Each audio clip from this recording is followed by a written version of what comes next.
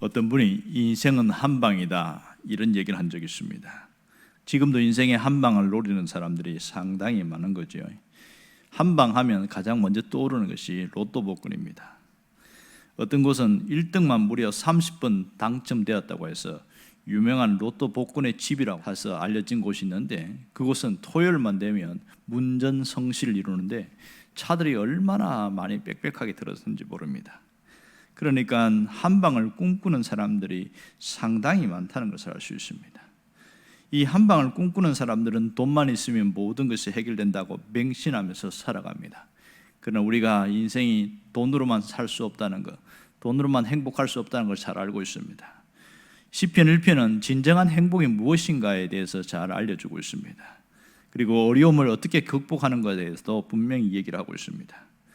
시편 150편 전체에서 시편 1편은 새로운 기준을 우리에게 알려주고 있는데, 이 시편 속에 수많은 사람들의 애환과 희노애락, 그 다음에 사건들 많은 것이 기록되어 있는데, 여기서 어떻게 뛰어넘을 수 있는가 이런 것들을 보여주는 것이 시편의 말씀이지만, 그 중에서 시편 1편은 기준점이 된다는 것을 알 수 있습니다. 오늘 시편 1편은 우리가 너무나 잘 알고 있는데, 오늘 우리가 함께 볼 것은 3절의 말씀입니다. 특별히 그는 시냇가에 심은 나무가 철을 따라 열매를 맺으며 그 잎사귀가 마르지 아니함 같으니 그가 하는 모든 일이 다 형통하리로다, 이렇게 말합니다. 오늘 후반부에 나오는 그가 하는 모든 일이 다 형통하리로다. 자, 그러면 형통이 무엇일까요? 형통은 국어사전에 보면 온갖 일이 뜻이 잘 이루고 원하는 방향대로 나아가는 것, 이런 겁니다. 목적이 이루어지는 성공, 이런 뜻이 되겠죠. 일반적으로 형통은 잘 나가는 것, 성공하는 것, 그런 정도입니다. 그러면 성경이 말하는 형통은 뭘까요? 오늘 이 시편 1편에서 말하는 형통의 히브리어는 찰라흐 이런 단어인데, 이것은 거칠 것 없이 앞으로 돌진하는 모양을 말하고 있습니다. 여기서 말하는 형통은 단순히 잘 나가는 정도가 아니라 마르지 아니하는 풍성함이 더해지는 겁니다. 이러한 형통은 상당히 미래적인 의미를 갖고 있어서 미완료형이다 이렇게 표현하는데요, 이 형통한 사람은 마르지 아니하는 풍요로움이 있고 모든 일이 계속하여 번성하게 될 것을 말하고 있습니다. 그럼 누가 이런 형통의 길을 갈 수 있을까요? 누가 이런 축복의 삶을 살 수 있을까요? 그것은 오늘 3절에 나오는 것처럼 그 사람 바로 시냇가에 심은 나무와 같은 사람이다 이렇게 말합니다. 이 시냇가에 심은 나무와 같은 사람은 어떤 일이 벌어집니까? 철을 따라 열매를 맺으며 그 잎사귀가 마르지 아니한다, 이 얘기를 하고 있습니다. 이 시냇가에 심은 나무를 1절에서는 복 있는 사람이라고 말하고 있고 6절에서는 의인이다 이렇게 말합니다. 모두 같은 사람입니다. 그러면 시냇가에 심은 나무가 왜 형통한 삶을 살게 되는가 하는 겁니다. 그것은 뿌리 때문에 그렇습니다. 이 시냇가에 심은 나무는 뿌리가 언제나 물가로 향하고 있고 물가에 젖어 있습니다. 그들은 시냇물에 수입되는 그 모든 물기를 뿌리로 흡수해서 영양분을 보충하고, 그래서 결국은 잎사귀가 마르지 아니하고 열매를 맺어 나가는 그것이 특징입니다. 오늘 우리에게 주시는 영적인 메시지는 무엇일까요? 형통의 길은 생각보다 가까이 있다는 것을 알게 합니다. 형통의 삶을 살려는 사람은 뿌리를 어디에 내리느냐 하는 것이 대단히 중요하다는 것을 잊지 말아야 합니다. 여기서 뿌리는 내 삶의 중심을 말합니다. 내 영혼의 방향을 말합니다. 오직 하나님의 말씀에 뿌리를 내리는 사람은 결국은 철을 따라서 열매를 맺게 됩니다. 내 영혼의 뿌리를 하나님의 말씀에 내린 사람은 그가 하는 모든 일이 형통함이 있습니다. 형통의 길을 걷게 되는 것이지요. 그러면 여러분은 삶의 뿌리를 어디에 내리고 있습니까? 신앙인들 중에서 뿌리를 어디에 내리고 있을까요? 아마도 두 종류의 사람이 있지 않은가 생각합니다. 한 사람은 삶의 터전, 그 신앙의 중심을 하나님께로 향하는 사람이 있고, 반대로 세상으로 향하는 사람도 있습니다. 그러니까 늘 세상을 의지하면서 세상의 것을 추구하는 사람이 있는가 하면, 하나님 나라를 세우는 그 일에 그 하나님 이 중심을 두고 늘 하나님을 의지하면서 그렇게 살아가는 사람이 있다는 것이지요. 하나님 나라를 위해 사는 사람들은 그의 나라와 그의 의를 구하는 일에 집중하게 되어지고 그곳에 마음을 쏟게 되어집니다. 이런 사람들을 영적인 사람이다 이렇게 표현합니다. 그러나 신앙생활을 하지만 세상의 것을 추구하고 세속을 향하여 나가는 사람은 육적인 사람이다 이렇게 표현합니다. 영적인 사람은 하나님께서 내게 주신 모든 것, 물질과 재능과 시간 모든 것을 어떻게 하든지 하나님을 위하여 사용하려고 합니다. 그러나 육적인 사람은 자기의 모든 것을 어떻게 하든지 내가 즐기면서 살아가고 누리면서 살아가고 나를 위하여 쓰임받는데 사용합니다. 그러므로 신앙생활하는 사람에도 두 종류가 있습니다. 이 신앙을 가진 사람들 중에 뿌리가 하나님께로 내린 사람이 있고 뿌리가 세상에 내린 사람이 있습니다. 또 그 뿌리를 말씀에 내린 사람이 있고 그 뿌리를 물질이나 힘 있는 사람을 의지하는데 내린 사람도 있습니다. 여러분은 그 뿌리를 어디에 내리고 있습니까? 삶의 뿌리, 이 신앙의 뿌리가 어디로 향하고 있느냐 하는 겁니다. 하나님이 우리에게 원하시는 게 뭘까요? 하나님은 우리의 이 중심, 이 우리의 뿌리가 하나님께로 향하기를 원합니다. 왜 그래요? 그래야 형통의 삶이 이어지니까. 이 시냇가에 심은 나무처럼 형통한 삶을 살기를 원하시는 거예요. 이게 하나님의 뜻입니다. 그러면 어떻게 하면 형통의 삶을 살 수 있습니까? 우리의 삶을 뒤흔드는 위험 요소를 제거하면 됩니다. 우리의 삶을 뒤흔드는 위험 요소가 두 가지가 있는데요. 하나는 환경이고 하나는 사람입니다. 환경은 어쩌면 내 마음대로 할 수가 없습니다. 그러나 환경에 대하여 대처하는 모습이나 생각은 바꿀 수가 있습니다. 가장 큰 위험 요소는 사람입니다. 이 사람은 우리 생활 속에 밀접한 영향을 주고 있는데 어떤 사람이냐에 따라서 우리는 많이 영향을 받게 되어 있습니다.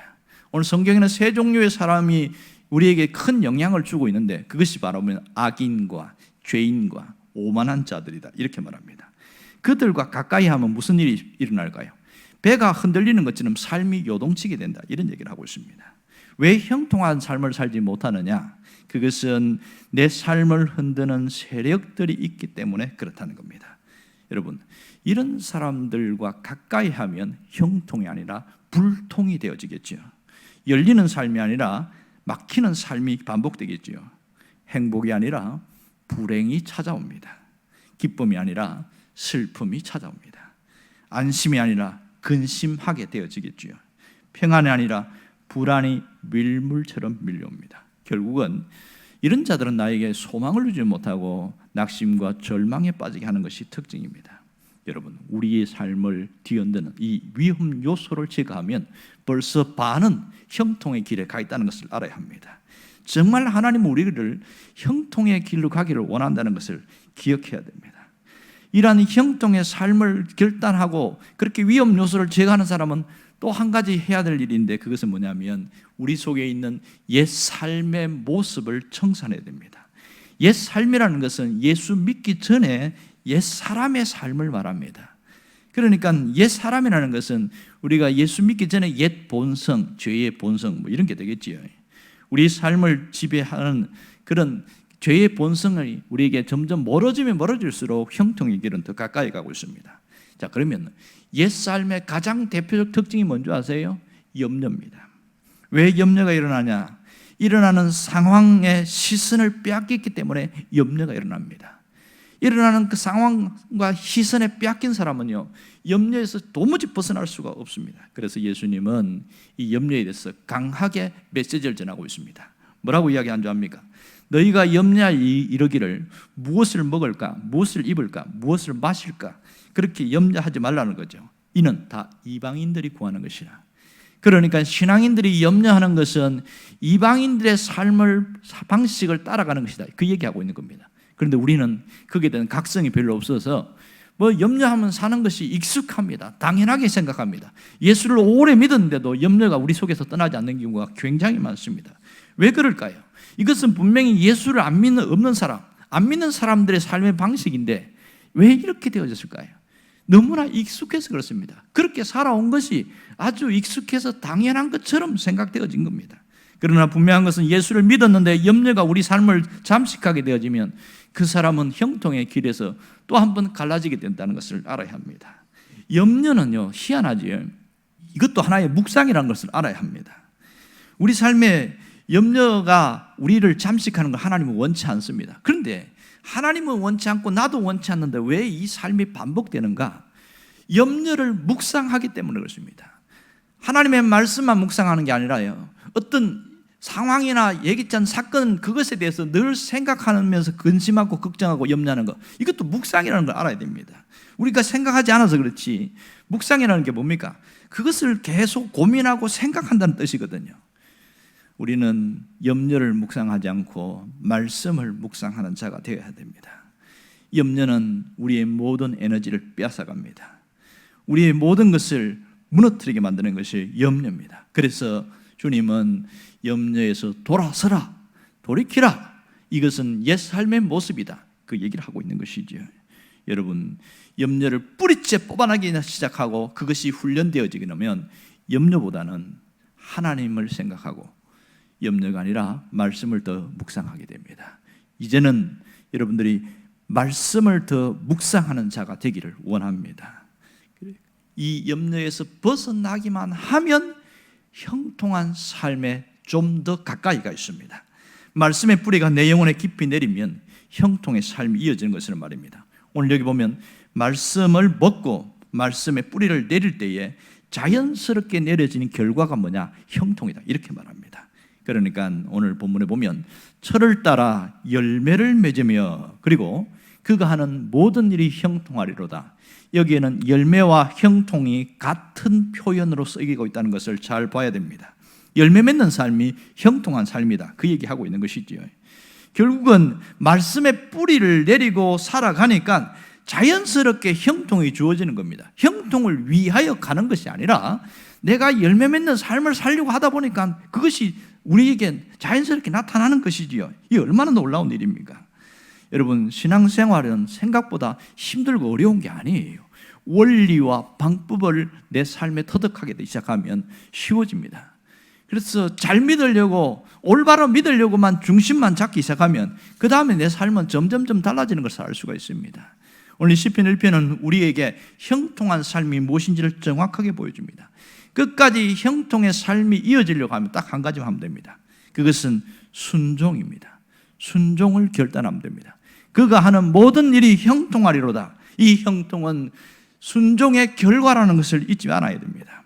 이 형통은 어느 날 갑자기 주어진 것이 아니라 내가 하나님 말씀을 묵상하기로 순종을 결단하고 그리고 악인과 죄인과 오만한 자들을 멀리하기로 결단하고 이 순종의 결과로 하나님께서 형통을 주신다는 것을 알아야 합니다.